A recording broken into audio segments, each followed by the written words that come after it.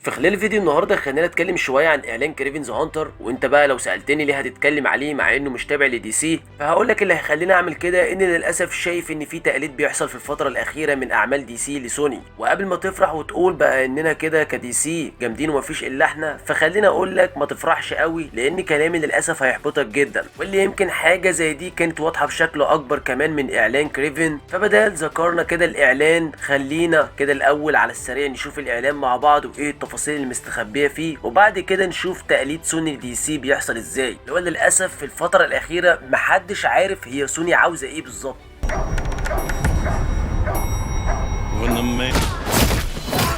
طيب بداية الإعلان كده عامة احنا بنشوف الممثل ايرون تايلور، الممثل اللي بيعمل معانا شخصية كريفن، واللي قبل كده ظهر في الام سي يو بالتحديد في فيلم الافنجرز ضد الترون، واللي في النهاية مات في الفيلم ده. كان ظهر معانا كده بشخصية كويك سيلفر، اللي انا بصراحة كنت بتمنى ان الشخصية دي كانت تستمر في الام سي يو بشكل اطول من كده، واللي لحد دلوقتي كمان الشخصية دي ما ظهرتش ولا مرة تاني في الام سي يو، طبعا عن مسلسل واندا فيجن واللي حصل فيه.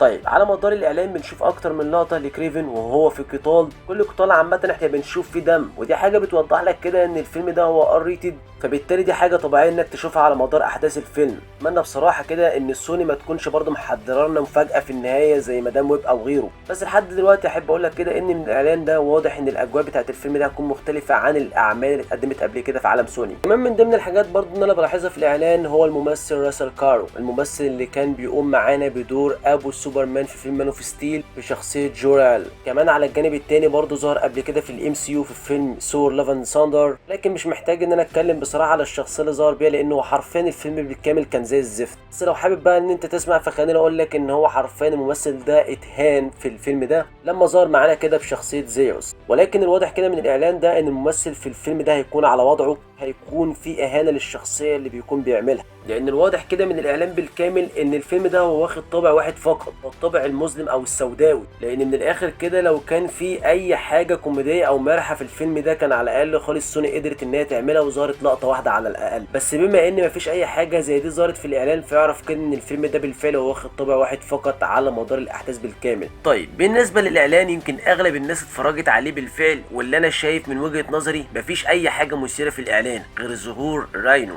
لان بكل بساطه كده معظم لقطات الاعلان هي ظهرت قبل كده في الاعلان الاول. الاعلان التاني بنضيف شويه لقطات جديده علشان خاطر تحمس الجمهور مش اكتر، واللي من الاخر كده انهم يدخلوا ويتفرجوا على الفيلم. فزي ما وضحت لك كده ان من ضمن اللقطات اللي بالفعل بتحمس الواحد شويه على الفيلم ده هي اللقطه بتاعت راينو. لكن هنا قبل ما نتكلم على اللقطه دي خليني اتكلم على لقطه لفتت انتباهي شويه، وهو ان في لقطه بالفعل في الاعلان ده شبيهه جدا بمشهد فيلم ذا باتمان مات ريفز. اعتقد كده انهم بشكل كبير اقتبسوا فكره مشهد الاسلحه ده بالفعل من فيلم ذا باتمان، ان الموضوع مشابه الى حد كبير، ودي حاجه كويسه في الاول والاخر يعني ترجع للمخرج مات ريفز. لكن هنا يمكن المثير في الاعلان كله بالفعل هو راينو، لو من الاخر كده سوني بتخاطر شويه علشان خاطر تحمس الجمهور، تحس كده ان هما بيقولوا لنا يا جماعه ما تقلقوش ادخلوا اتفرجوا على الفيلم علشان الفيلم مش هيكون مخيب للامال زيه كده زي فيلم موربيوس او حتى فيلم مدام ويب. لان بالفعل كده الفيلم بتاع موربيوس وكمان مدام ويب يمكن من اكبر الافلام اللي سوني قدمتها، كانت مقلب بالنسبه لنا، لان هي سوني بالفعل هي عاوزه تقدم لينا عمل ممتاز ولكن للاسف مش قادره تعمل حاجه زي كده. فبالرغم ان مشهد راينو فعلا يحمس الواحد الا ان شكله ما كانش افضل حاجه. هو بالنسبه ليك لو عجبك فده علشان خاطر انت اول مره تشوف الشكل ده لايف اكشن، خليني اقول لك ان في احسن من كده كمان. يمكن راينو اتقدم قبل كده في اميزنج سبايدر مان الجزء الثاني بتاع اندرو جارفيلد. انا واحد من الناس بفضل جدا شخصيه سبايدر مان اندرو جارفيلد، لان راينو اللي ظهر في الفيلم ده ما كانش زي الشخصيه اللي هتتقدم معانا في كريفنز هانتر. ان كان في اميزنج سبايدر مان كان واضح انهم عاوزين يقدموه بشكل واقعي اكتر، لكن في النهايه ما شفناش اصلا المعركه دي كانت المفروض تكون عامله ازاي ما بينه وما بين شخصيه سبايدر مان اندرو جارفيلد. فبالرغم هنا ان يمكن ظهر راينو قبل كده في اللايف اكشن الا ان زي ما قلت لك كده ده شكل جديد بالنسبه لينا، لكن اتمنى ان يحسنوا الشكل ده بشكل افضل في الفيلم، ان للاسف الرياكشن بتاعه في اللقطه دي مش عاجبني. انت المفروض في معركه والمفروض المعركه دي حياه او موت، لازم يكون الرياكشن بتاعك عنيف عن كده، خصوصا كمان ان المفروض الفيلم ده ار ريتد. طيب هو مين بقى كريفن اصلا؟ خليني اقول لك ان اسمه الحقيقي سيرجي كرافانوف، هو واحد من اشهر اعداء سبايدر مان في مارفل كوميكس، اتولد كمان في روسيا وهو بينتمي لعائله نبيله. ابتدى حياته كصياد عادي، لكن بعد كده اصبح مهووس باثبات انه افضل صياد في العالم. ده بقى اللي بيخليه يبدا ان هو يطارد اخطر الحيوانات على وجه الارض، لكن في النهايه ما اكتفاش بمطارده الحيوانات فقط، عشان بعد كده يبقى هدفه الاساسي هو مطارده سبايدر مان، لانه بيشوف فيه دايما التحدي الاكبر. كريفن بيتميز بمهارته الفائقه في الصيد وقوته الجسديه الكبيره، وغالبا ما بيستخدم انواع مختلفه من الاسلحه والفخاخ عشان خاطر يوقع خصومه. ففي اشهر القصص المصوره لاست هانت بنشوف ان هو كريفن قدر في النهايه ان هو يتغلب على سبايدر مان، بل كمان بيدفنه حي، عشان بعد كده يرتدي الزي بتاعه بياخد مكانه لفتره علشان يقدر يثبت لنفسه وللعالم كله ان هو يكون افضل من سبايدر مان نفسه. لحد دلوقتي مش متخيل بصراحه ان سوني ممكن تقدر تعمل حاجه زي دي. احنا كده خلينا نتكلم الاول ليه بقى بقول ان سوني بتقلد دي سي. ان انا اقول لك كده ان انا واحد من الناس مش فاهم هي سوني عاوزه توصل لايه. ان كل فتره تروح تنزل فيلم والفيلم في النهايه بيكون اسوأ من اللي قبله. المصيبه الكبيره بقى ان المفروض سوني عاوزه تعمل عالم خاص بشخصيه سبايدر مان، واللي لحد دلوقتي مش موضحه كمان مين سبايدر مان بتاع العالم ده. هل هيكون هو الممثل توبي ماجواير ولا اندرو جارفيلد ولا حتى توم هولاند؟ سوني في النهايه ممكن تقدم معانا ممثل جديد يعمل معانا شخصيه سبايدر مان. فالغريب في الموضوع ان مع كل فيلم بتنزله سوني بتلمح على شخصيه سبايدر مان معين. ما سبق وحصل كده في فيلم موربيوس، الفيلم اللي حرفيا كان زي النيله، عاملين حركه وسخه للاسف وحطوا في الاعلان بتاع الفيلم شخصيه سبايدر مان توبي ماجواير، اللي في النهايه تيجي تتفرج على الفيلم بلح مفيش توبي ماجواير ولا حتى اصلا شخصيه سبايدر مان ظهرت معانا في الفيلم. اللي هو تحس كده ان سوني بتقول لك هي عليك واحد ضحكنا عليك. طيب نفس القصة كمان بتحصل مع فيلم مدام ويب، الفيلم اللي كان أكبر كارثة في سوني. فيلم المفروض يقدم معاك شخصية مدام ويب بشكل كويس، ولكن للأسف ده مش بيحصل. وغير ده كمان المفروض مدام ويب تحل لغز العالم ده، وإنها من الآخر كده تقدر تعرفك مين سبايدر مان العالم ده واللي هنكمل معاه. كمان تقدر تربط العوالم ببعض بشكل أفضل. ولكن هنا بالرغم من ده كله إلا إن في النهاية الفيلم بيكون زي النيلة، ما بيفرقش حاجة عن فيلم موربيوس للأسف. برضه بعد ما سمعنا كلام كتير حوالين ظهور شخصية من شخصيات سبايدر مان، والأقرب طبعا كان أندرو جارفيلد أو توم هولاند، واللي يمكن ده كمان اتوضح بشكل أكبر بعد عرض الفيلم، وهو إن كان في مشاهد واتحذفت، وكان يقال بقى إن كان في مشاهد بالفعل شخصية سبايدر مان أندرو جارفيلد، وعلى الجانب التاني يقال بالفعل إن كان في شخصية سبايدر مان توم هولاند. بس في كده الأحوال إحنا عرفنا خلاص إن سوني كده كده بتشتغلنا من الأساس، إنها هي مش قادرة تظبط العالم بتاعها ولا حتى قادرة تقدم لنا حاجة فعلا مميزة نقدر ندخل الأفلام اللي هي بتقدمها علشان خاطر نتفرج عليها.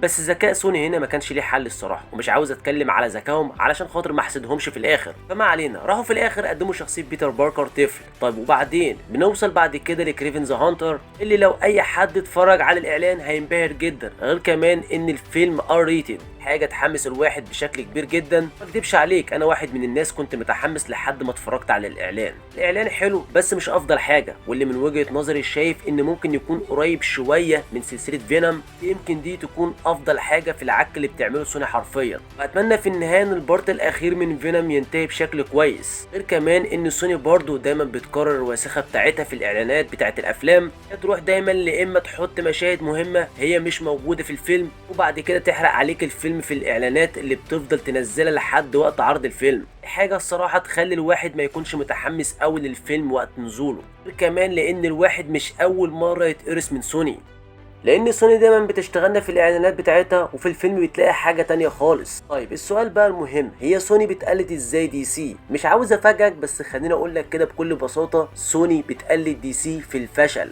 ايوه بالظبط كده زي ما انت سمعت. لو انت كنت منتظر ان انا اقول لك سوني بتسرق افكار دي سي وانها عاوزه تعمل شغل زي دي سي، يبقى بضحك عليك. ان هو فين اصلا المشاريع اللي سوني ممكن تسرقها في الوقت الحالي من دي سي؟ وانا هنا بقى ولا قصدي على العوالم الاخرى ولا حتى عالم جيمس جان اللي لسه ما بداش. كلامي هنا بالتحديد على العالم السينمائي القديم بتاع دي سي، بالتحديد كمان الفتره الاخيره في اداره والتر حماده.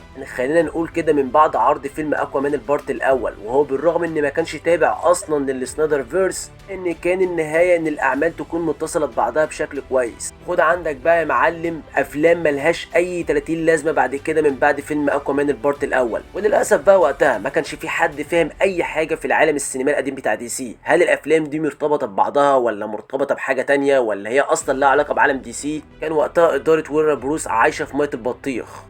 ومفيش حد فاهم بقى والتر حماده عاوز يعمل ايه ولا هم اصلا ناويين على ايه. كل فتره تلاقي فيلم جديد بينزل والفيلم للاسف ولا مرتبط بالفيلم اللي قبله ولا حتى الفيلم اللي بعده. في النهايه ده اسمه عالم سينمائي، واعتقد ان الكلام مشابه جدا باللي بتعمله سوني في الوقت الحالي. حس كده ان في تدخل من ناس معينه علشان خاطر ولا العالم ده ينجح ولا حتى دي سي تنجح. سوني هنا بتبتدي العالم السينمائي بتاعها من سنه 2018 مع فيلم فينوم الجزء الاول، وبعدها عينك ما تشوف الا النور. كل شويه بنشوف فيلم لشخصيه معينه بعيده عن شخصيه سبايدر مان اللي المفروض دي الشخصيه الاساسيه بتاعت العالم ده. على الاقل خالص كنا نشوف فيلم واحد فقط من عالم سوني بيمهد على ظهور شخصيه سبايدر مان بتاع العالم ده، لكن للاسف مش ظاهر اي حاجه زي دي في الافلام اللي اتعرضت من عالم سوني. وبعيد كمان عن ده بتلاقي دايما سوني كل ما تيجي تتزنق تروح تحكها مع عالم مارفل السينمائي، انها دايما ترمي كلام على الام سي يو، وده بقى علشان خاطر انت تكون مبسوط وتقول كويس يبقى كده في المستقبل العوالم دي هترتبط مع بعضها.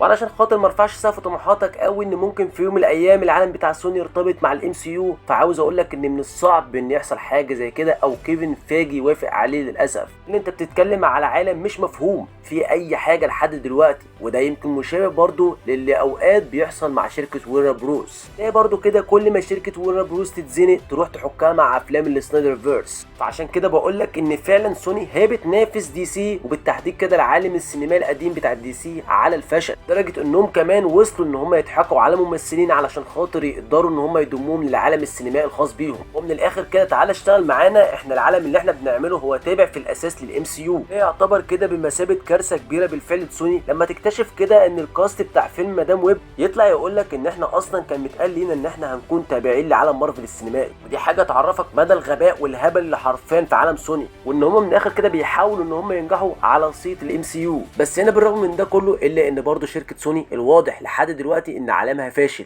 الا انها بتحاول تنجح العالم ده باي شكل من الاشكال، وبتحاول تكسب كمان من جانب شخصيه تقيله زي شخصيه سبايدر مان. شايفها يعني من وجهه نظري لسوني بصراحه البيضه الذهب، ده بالفعل اللي بتحاول تعمله وشغال عليه. من الاخر كده عاجلا ام اجلا المفروض العالم بتاع سوني ده اللي لحد دلوقتي مش مفهوم وبيقدم عكه حرفيا هيقدر يوصل في النهايه ان يقدم كل الشخصيات دي في حدث كبير. وانا هنا كلامي بعيد عن الام سي يو لان ده حاجه وده حاجه. في النهايه كده بالرغم من الفشل اللي واضح مع سوني الا ان فيه هدف، واللي هو من الاخر كده زي ما بيكون في الام سي يو مع كل مرحله حدث ضخم، يكن يعني مثال الحدث اللي جاي هيكون السيكريت وورز. فيمكن ده اللي في الوقت الحالي سوني بتحاول تعمله مع العالم بتاعها اللي لحد دلوقتي لسه مش مفهوم. لكن بعد التخبطات والافلام اللي يعتبر اقل من المتوسط دي تعوضنا في النهايه بحدث ضخم فعلا يجمع لك كل الشخصيات دي في فيلم واحد.